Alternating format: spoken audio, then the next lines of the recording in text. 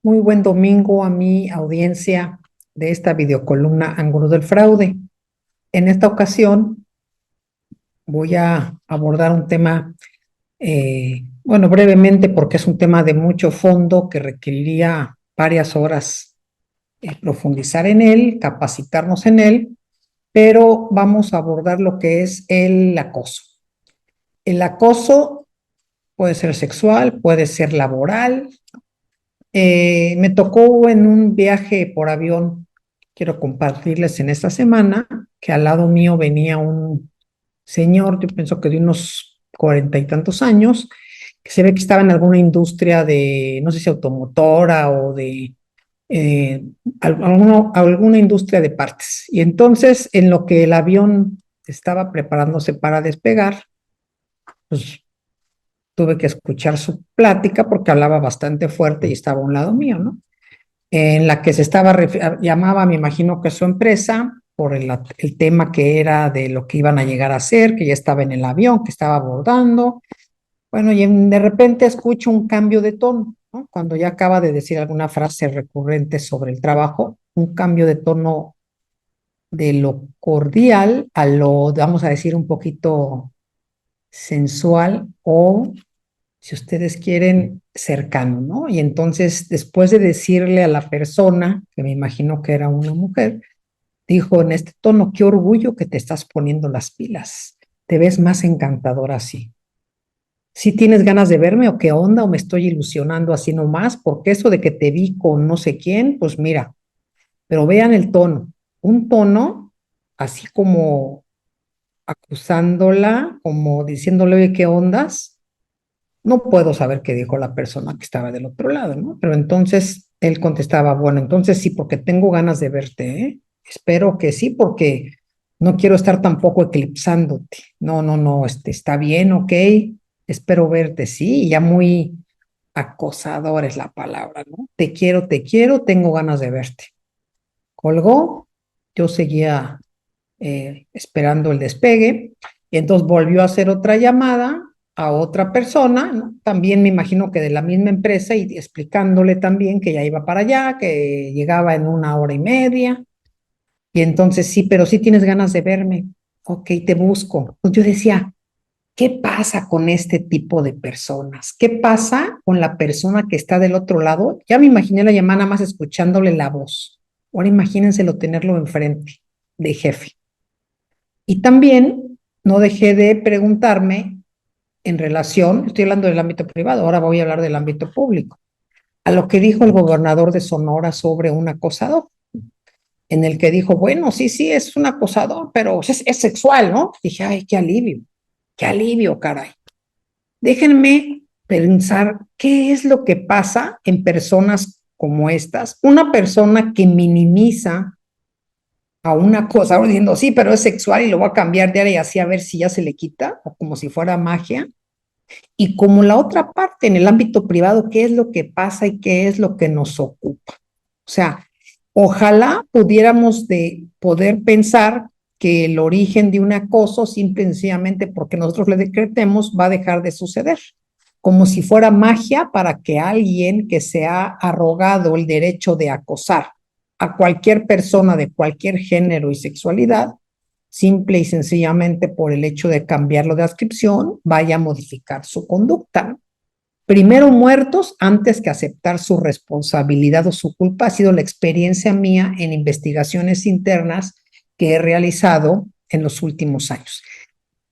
Esto también me hace recordar en alguna ocasión en el servicio público, cuando una chica se acercó, aunque no era mi ámbito de competencia, a decirme que tenía un problema de acoso, que quería mi apoyo para hacerlo saber al jefe, titular de la institución.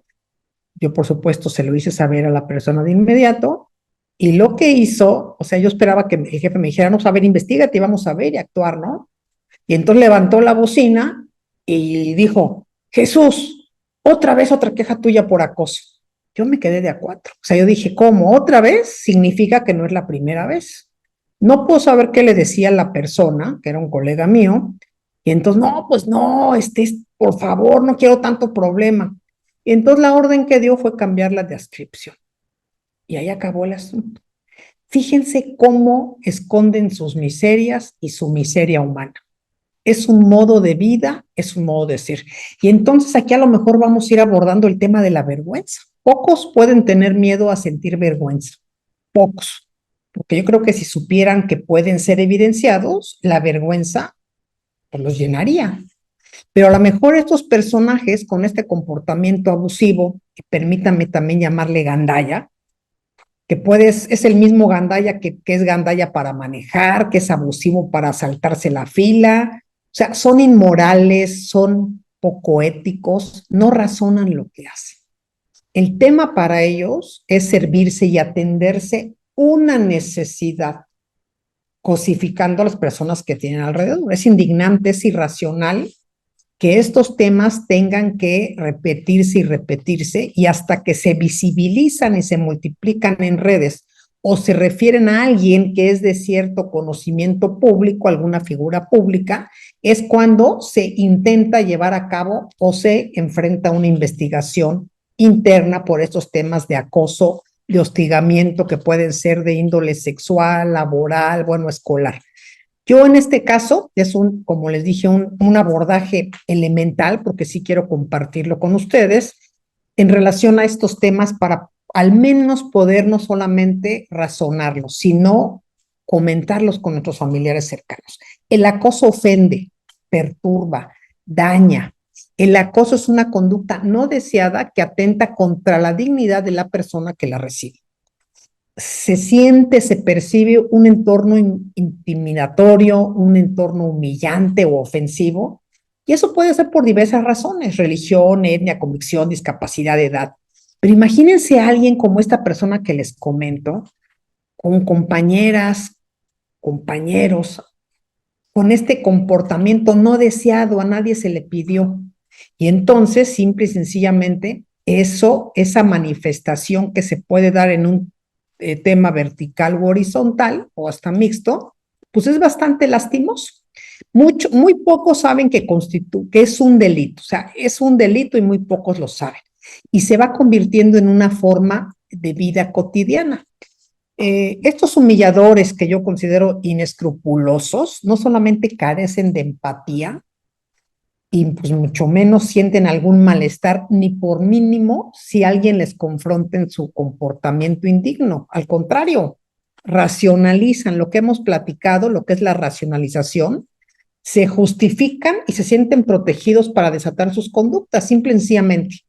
Y aquí hay muchos factores que yo creo que cruzan, ¿no? En un eje transversal. Su historia de vida, si tienen problemas de salud mental, su crianza, los factores externos, esta cultura. O sea, ¿qué es lo que pasa? Y hablo de la cultura organizacional, porque son dos ámbitos. Estamos viendo un ejemplo, dos ejemplos que les di del ámbito público y un ejemplo del ámbito privado. Pero también tengo otros ejemplos del ámbito privado que vamos a ver más tarde y que causan, por una parte, si nos ponemos a observar y a sentir a lo que perciben las víctimas, pues hay tristeza, hay indignación y hay rabia. Esa rabia que produce en las personas que han padecido estas conductas que vulneran su dignidad y la de su familia. No me los quiero imaginar llegando a su casa sabiendo que fueron avasallados y que les avergüenza comentarlo. Pero por otra parte, también quiero decirles algo. Hay efectos no deseados. Se han producido varios efectos no deseados. Primero, que en el servicio público, en la mayor parte de las denuncias, no les interesa actuar y no les interesa hacer una investigación. En las personas que he conocido casos, se refieren mucho, por ejemplo, al poder, al poder judicial en muchos entornos y al electoral también, y que se quedan ahí los casos. Inclusive me hablaban de un médico y lo hago público por si alguien sabe quién es, revélenlo, díganlo, que ha abusado de muchas chicas, no solamente en el lenguaje, sino en tocamientos indebidos.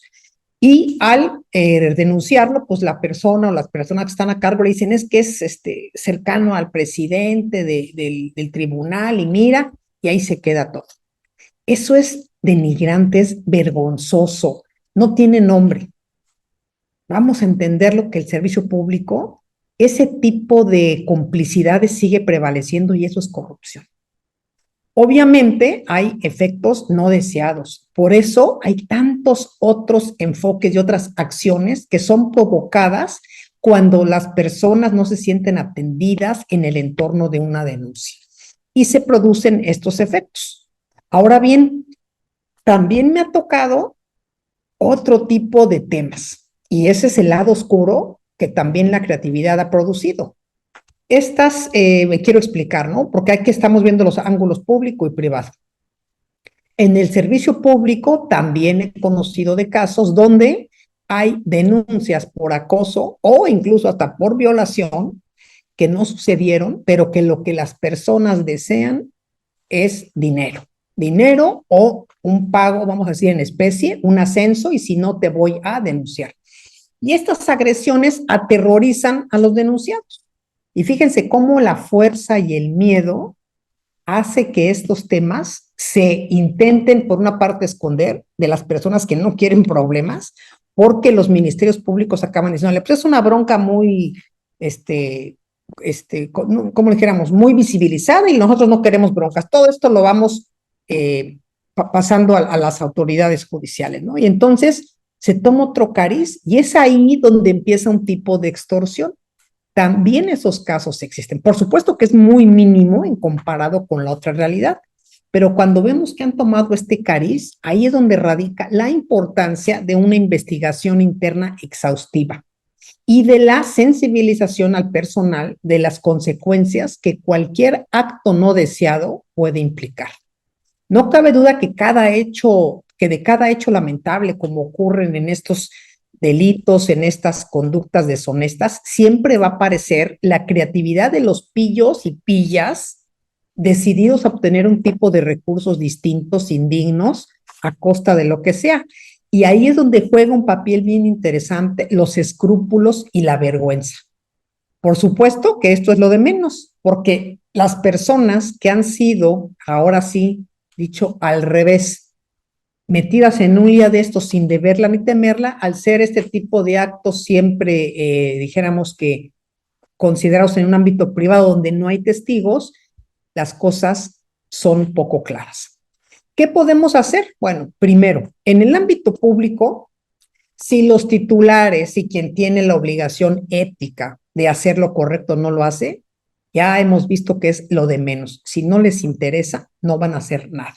Pero lo que se puede hacer es, como ha sucedido en redes, que a mí me gusta mucho, que se den datos concretos, claros, precisos, no difamaciones, ¿eh? Porque ese es el tema que nos lleva al otro extremo. Así las cosas, también considero que hay que prevenirse y ocuparse. ¿Cómo?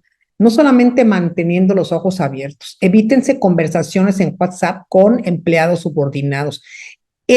Las conversaciones, los temas de WhatsApp es para la familia, la gente de confianza. Y para la familia, para la gente de confianza.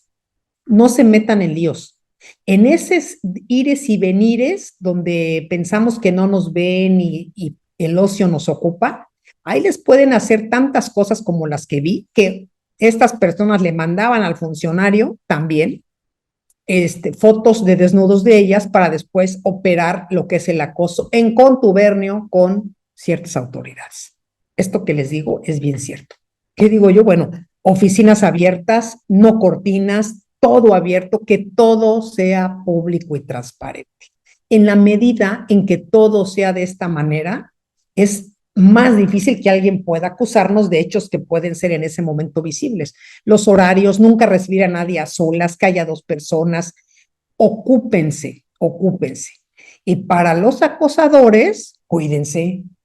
Oigan, atiéndanse ustedes, no solamente en un médico de salud mental. O sea, tienen que atenderse y respetar a las personas. Por otra parte, en el ámbito privado, que es a donde me ha tocado realizar las investigaciones internas y por quienes sí se preocupan realmente por su norma, tienen una política de cero tolerancia. No solamente hay políticas, hay normativa interna y se aplican porque este corazón, este asunto, sí les preocupa y les ocupa. Y sobre todo en todas esas empresas donde el nivel de las personas es distinto. ¿A qué me refiero? que los operativos, los maquiladores, el nivel directivo, o sea, hay subordinación, hay un nivel de operatividad y la mayor parte tiene que ver con que son varones, hombres. Entonces hay que cuidar y hay que hacerles entender que no lo que ellos creen lo pueden hacer. Tienen que vivir una vida como debe ser, no acercarse a nadie más allá de lo que es la distancia kinésica, su brazo extendido, ocuparse, y quien se sienta realmente con la, dijéramos, con el arrojo de hacerlo, que sepa que va a haber consecuencias. O sea, esto es genérico, sensibilizar, educar, fomentar, vigilar y castigar, porque si no vamos a acabar como dijo el gobernador, ¿no? Nada más vamos a cambiarlo de lugar y ahí ya va a acabar el asunto y eso realmente no queremos hacerlo. La vergüenza y la dignidad deben de prevalecer y yo sí quiero para todos que se cuiden y nos cuidemos. Esto es ser más empático. Si nosotros vemos algo en el entorno laboral, decirlo inclusive aunque no nos toque a nosotros, porque hay personas que no tienen la fuerza y la rabia que se requiere para ponerle un alto a este tipo de depredadores. Y de ahí se pueden desprender otro tipo de microagresiones que, bueno, ya para qué les cuento, es terrible lo que puede pasar con estos casos. Les agradezco mucho su atención, muy buen domingo y nos vemos en nuestra siguiente videocolumna.